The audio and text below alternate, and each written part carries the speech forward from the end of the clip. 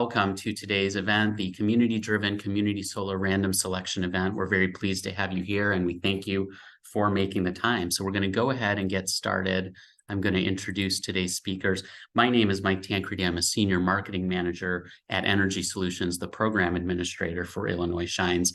And also joining us today from Energy Solutions are Patrice Flynn, the Senior Director of Solar and Storage Solutions, Nate Zeiler, the Senior Software Product Owner, Jess Blue, the Sector Strategist for Community Solar. We're also honored and pleased to have Audrey Steinbach of the Illinois Power Agency, where she's the Senior Program Director of Illinois Shines. And with that, I would like to pass it to Patrice to get underway with today's CDCS random selection event. Patrice, are you ready? I am, thank you. So I think we're ready to jump into the agenda slide. Thank you. So before we kind of go through the agenda, I just want to set a few housekeeping items and kind of rules so everybody's on the same page. Everybody is muted during the presentation, but at the end of the presentation, we will have some time for Q&A. So during that Q&A, we're going to answer as many questions as possible, but we do want to keep those questions related to the subject matter, to the random selection process. For reference, a video recording of the webinar, presentation slides, and Q&A will be published following the meeting. We'll have this published on the site and inform everybody of that information. So taking a look at the agenda, we have the introduction, which we'll talk about in just a moment of this process. Then we'll have an overview of the process itself. We'll talk through the project selection and do the project selection, and then discuss next steps and Q&A. So an overview of the introduction, some discussion of the of what we're doing here. After reviewing the scores from projects submitted during the CDCS application window for the current program, 23-24 program, the IPA determined that a random selection event was necessary to break tied scores and determine the final megawatt awards and create an ordinal waitlist. Projects for the program year will be selected until capacity for Group A and Group B is filled. And we see that those megawatt capacity for the current cycle are listed here, 1.5 and 17.7 respectively. We'll be using the entire score project list for this exercise, and there were no changes in the scores during the appeals process. So just to note that those scores as initially shared. So with that introduction, I'm going to pass it over to Nate, who will give an overview of the process itself. Great. Thanks, Patrice. So before I start the selection process, I want to talk through our methodology. We've scored all the submitted projects for this year's CDCS block. Many have received the same score. In order to fairly select projects, we have to randomly sort the projects with tying scores. We do this through a process called random selection, which uses a command line script to generate random tiebreaker values. So first, why use this command line script? The short answer is that Excel doesn't allow audit level transparency into how it generates random numbers. The command line script allows for full auditing and reproducibility of the results of the tiebreaker. The algorithm used for the selection of projects is written in the programming language Python and uses the basic function random. This function is commonly used in games and lotteries or any application requiring a random number. How does it work? The command line script works by generating a seed. The seed is a starting point for the random number generator. And at the exact microsecond of execution time, the seed is generated and outputs the requested number of unique random numbers between 1 and 0 that I'll add to the project data spreadsheet. Projects are then ordered by project ID, and all projects receive a tiebreaker number. The microsecond ensures that the seed is impossible to predict. The granting of tiebreakers even to projects that were withdrawn, if that's the case, ensures that the numbers are distributed fairly. And the use of the project ID ordering ensures that the process can be repeated by an auditor. Finally, the script merely generates random numbers and has no access to any of the project or scoring information whatsoever, ensuring that the randomness is agnostic of the selection process. So I will jump into the selection. Mike, you don't mind if I share? Go ahead, Nate. Great. Can you see my screen? Yes, we can. So we're starting the 23-24 project selection with Group A. This spreadsheet has all the projects for Group A. You can see the detailed scores for each project, and they're summed to the total points in column X. I'm going to hide these to make everything easier to see. So the projects are currently sorted by score, total points, and they're projects with the same score. To break the tie between projects with the same score, I'll use the random number generator. Each project receives a random 16-digit number. Any projects with the same score will be reordered based on this tiebreaker value. So first, I sort by project ID from smallest to largest. This gets us a repeatably ordered list of projects. Since project ID is unique, let me see how many projects are in Group A. There are 11. Then I'll use the command line to run our script. I enter the number of projects that need a random number generated and run the script. So it generated a seed and a list of random numbers. These are all unique and between 1 and 0, and I'll copy them and add them to our spreadsheet. So now that all projects have a tiebreaker value, I'll resort our projects. I'm going to sort again by total points from highest to lowest, and then by our random number.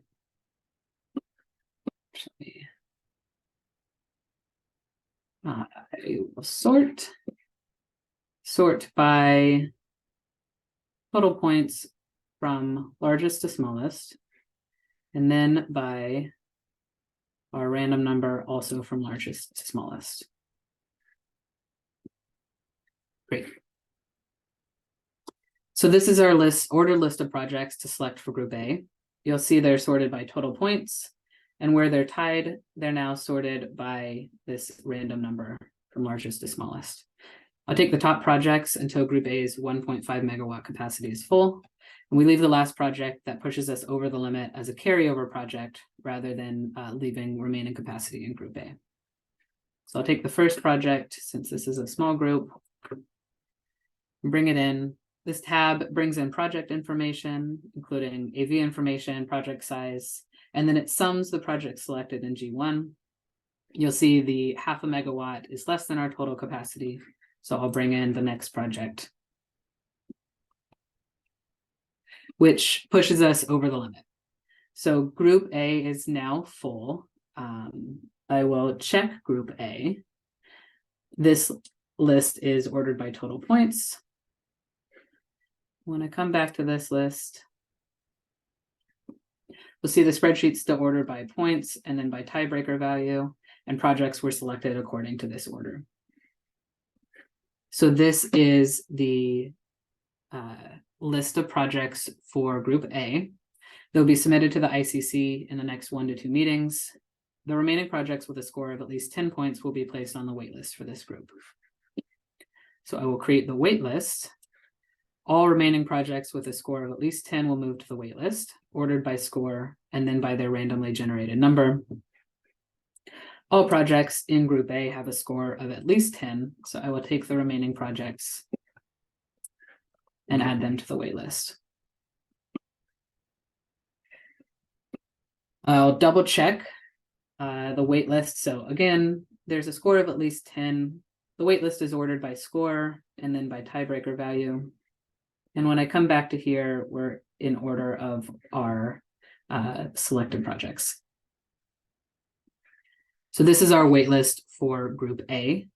The waitlisted projects are at the top of the list to receive capacity for the 23-24 program year. I'll follow the same process for Group B. These are the projects submitted with all of their detailed scores, summed to the total points in column X. I'm going to hide these again. So you'll see the projects are ordered by total points, and there are, again, tied values. So in order to break the score, we'll use the random number generator. First, I sort by project ID from smallest to largest, and I get the number of projects in Group A. There are 52. enter the number of projects. And we've gotten, the script has generated a seed, the starting point for the random number generator, and the column of unique random numbers. So I'll copy these and add them into the spreadsheet. All projects have received a tiebreaker value. Okay, now that our projects have a tiebreaker value, I'll resort our projects. Again, sorted first by total points, highest to lowest, and then our tiebreaker value, highest to lowest. So sort by total points, largest to smallest. This is our random number, largest to smallest. Great. This is the order list of projects to select from for group B. You see they're back to sorted by total score, and I'll check that they're in order of their random number, which they are. Looks good. So I'll take the top projects until group B's 17.7 megawatt capacity is full.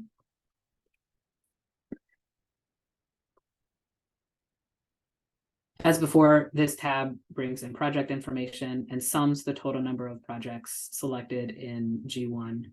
We're still under our group B capacity, so I'll keep bringing in projects.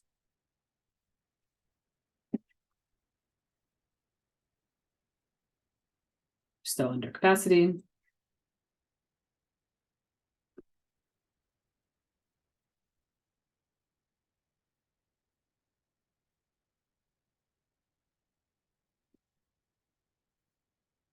Great, we're getting close to capacity, so I'll just bring in one at a time.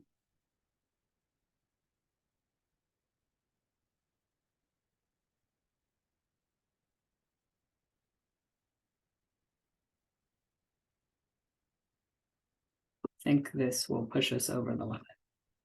Great. Okay, project 114835 pushed us over group B's limit. We keep this project in as a rollover project. So I will check group A.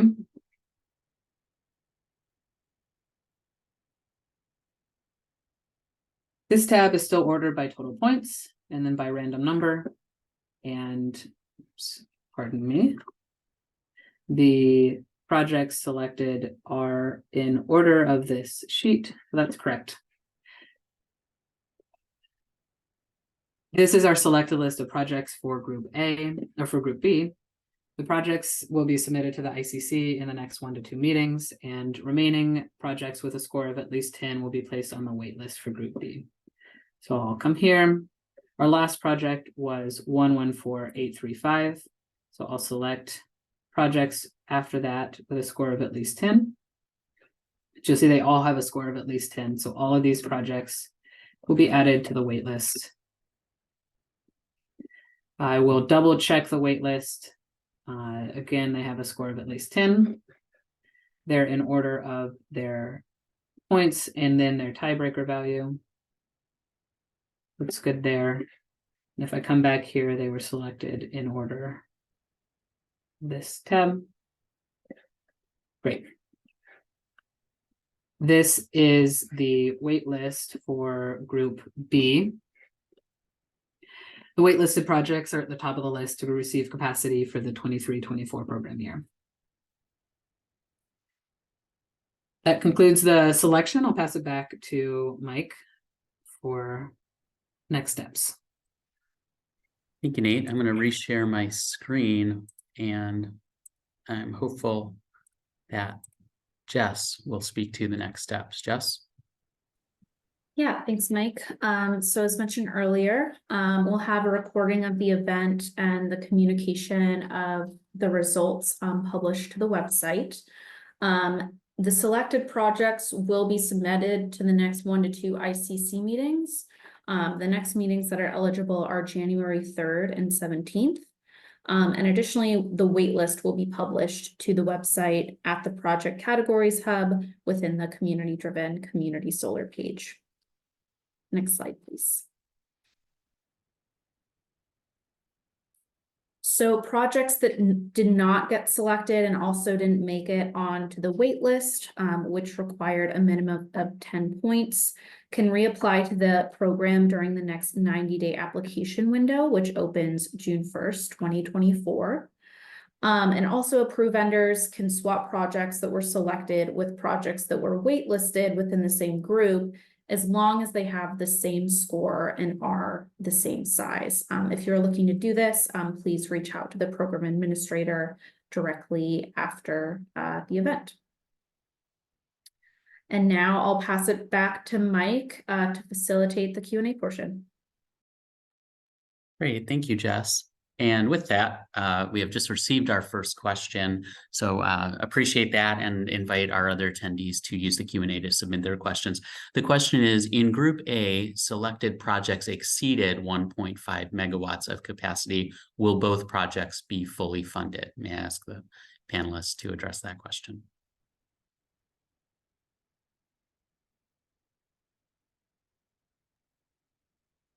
Yeah, so I think I can answer that and may need to just get a little bit of clarity. So both of those selected projects will be eligible for REC contracts and will be submitted to the next ICC meetings. I hope that answers the question. If you want to provide more clarity on that funding aspect, that would be helpful. And I wonder if it isn't a case, thank you, Jess, of where the second project results in exceeding the available capacity. If the question is confirming that that project would still get funding as well too. Let us know if we've answered that and been responsive. I will then move on to the next question. And again, thank you for the questions that are coming in. Next one is, will the 20% developer cap apply to the projects now on the Group B waitlist? Can our panelists speak to that? Yes, this is Audrey. I can answer this one. So this developer cap was proposed in the currently filed 2024 long-term plan. We can't speak about in this webinar today anything related to proposals in that filed plan, as it is currently under litigation with the Illinois Commerce Commission. So we can't really provide a definitive answer on this at this time, but that developer cap is proposed to begin next program year. Thank you, Audrey.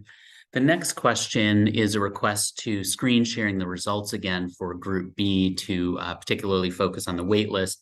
And upon a confirmation from our first question that yes, want to ensure that the project setting Group A over capacity will also be fully funded. Perhaps you could speak to that as well, Nate. May I release the screen and ask you to share the tab, including Group B's waitlist again? Yep. So here is Group B's waitlist, and I'll leave it up for a second and address Group A. Jess is absolutely right that the second project is the project that carried us over the limit. So both, as she said, are essentially in Group A being submitted to the ICC. This is the full wait list for Group B.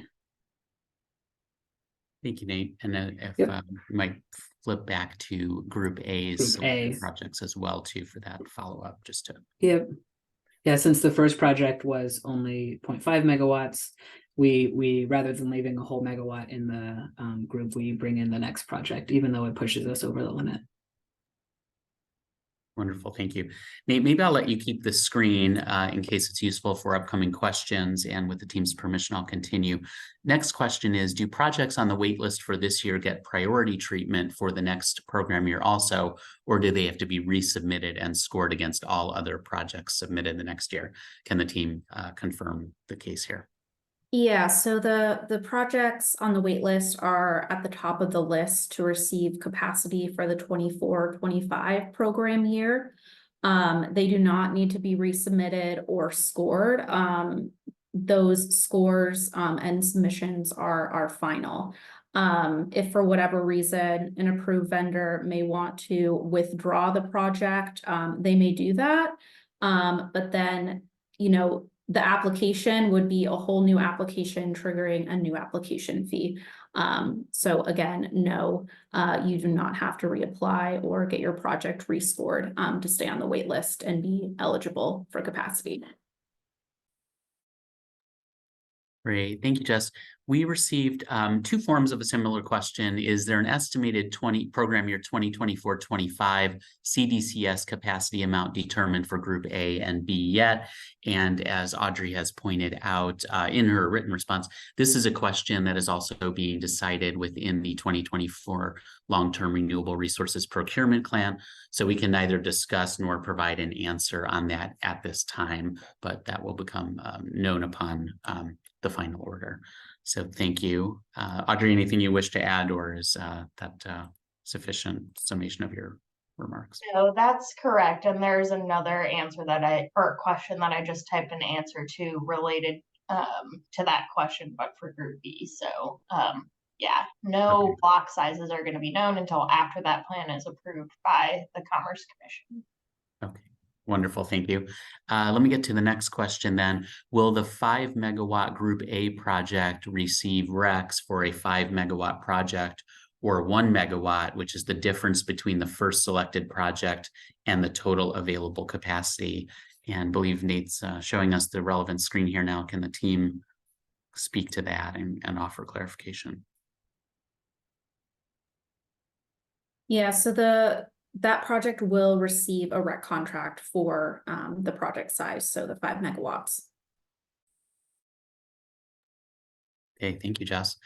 The next question, and I believe it may be the last one we have at the moment. In the last round, the program awarded waitlisted projects capacity right away.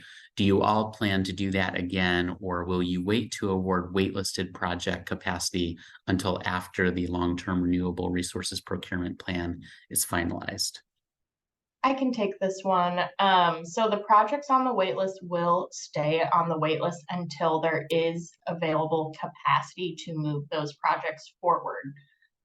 So any projects that are at the top of the waitlist, if we have any attrition or any community-driven community solar projects that kind of get canceled or don't end up panning out between now and the next block of capacity being released for this program category, the first, second, third, few first projects on the waitlist might have a chance to move forward if there is capacity that is freed up through canceled projects.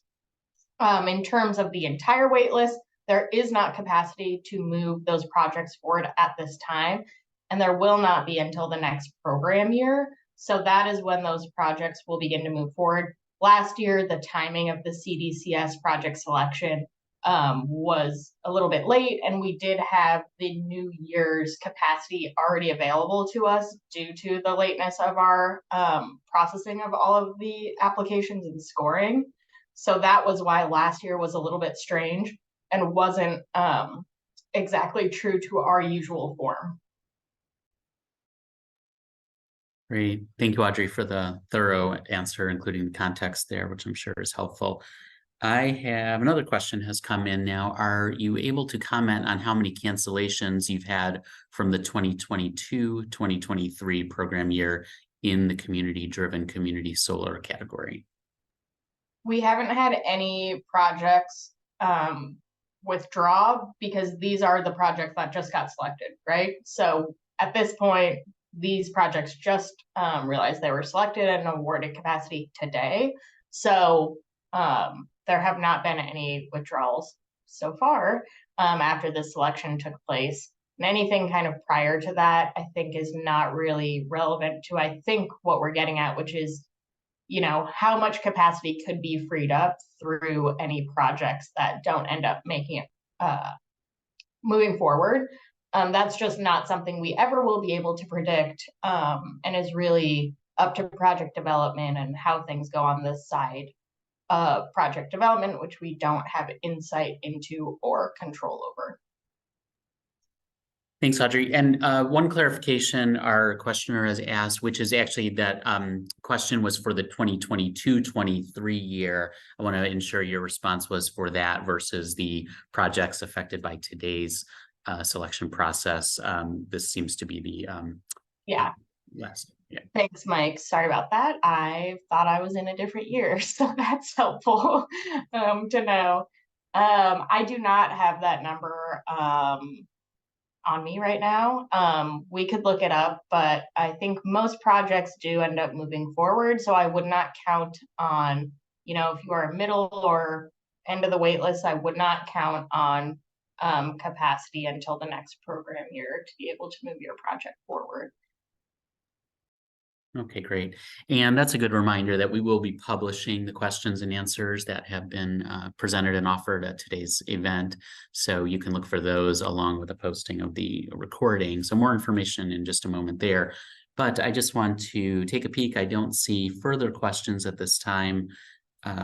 Give it just a moment. And if not, Nate, I just have one slide yet, but it is with useful information. So thanks so much. I'll gladly accept the screen back. We've got that. And that does bring us to our thank you. So again, we want to thank you for joining today's event, for your interest and indeed in solar project development in Illinois. As mentioned, we are going to publish this recording, the results of today's random selection event, the materials and the Q&A to the program website. So you can look for that. We are always available at the admin mailbox for the program, Illinois Shines admin at illinoisshines.com, or Jess Blue, our dedicated sector strategist for community solar in both CDCS and TCS categories. So I want to at this time ask any of our presenters if they have any closing remarks or items they'd like to add before we conclude. Actually, I'll stop myself because we have one more request to show the selected Group B project screen one more time. So Nate, if you're willing to do that, and again, knowing we'll make these materials fully available, looks like somebody could use a quick refresh on that while we're still together. This is the Group B projects. Yeah, of course. Oh, let me scroll out a little bit. That's the full list right there.